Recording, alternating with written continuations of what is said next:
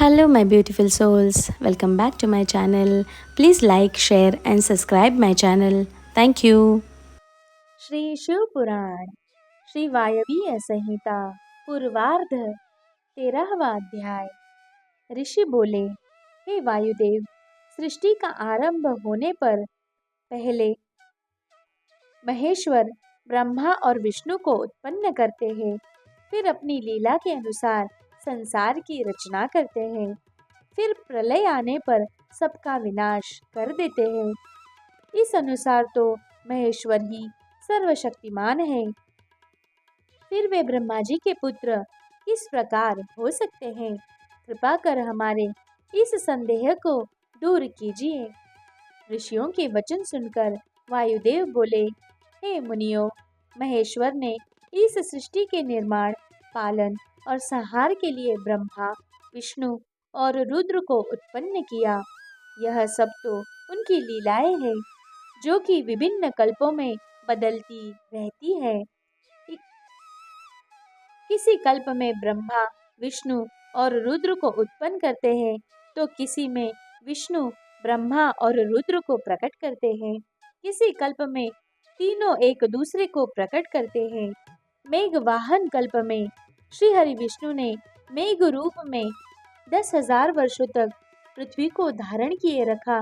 तब प्रसन्न होकर महेश्वर ने विष्णु जी को अव्यय शक्ति प्रदान की।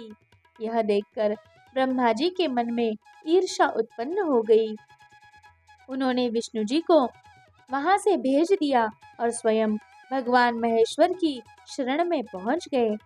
महेश्वर को प्रणाम करके उनकी स्तुति करने लगे और बोले, प्रभु, आपने ही अपने वाम अंग से विष्णु और दक्षिण अंग से मुझ ब्रह्मा को पैदा किया है। फिर हम दोनों शक्ति और सामर्थ्य में भिन्न क्यों हैं?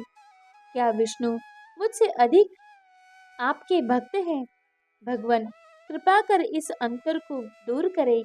ब्रह्मा जी की प्रार्थना और स्तुति से प्रसन्न होकर महेश्वर ने उन्हें विष्णु जी के समान शक्ति प्रदान कर दी। प्रसन्न होकर ब्रह्मा जी विष्णु जी के पास पहुँचे।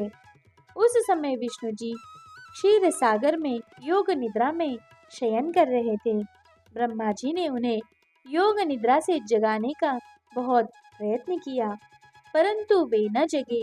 तब क्रोधित होकर ब्रह्मा जी विष्णु जी की शैया में चढ़कर उन्हें अपनी छाती से लगाने लगे। उसी समय विष्णु जी वहां से अंतर्धान हो गए। जब लक्ष्मी जी को विष्णु जी कहीं न दिखाई दिए, तो वे भी अंतर्धान हो गई। तब ब्रह्मा जी की भ्रुकुटियों के मध्य से विष्णु जी प्रकट हो गए और फिर उनमें द्वंद्व युद्ध होने लगा।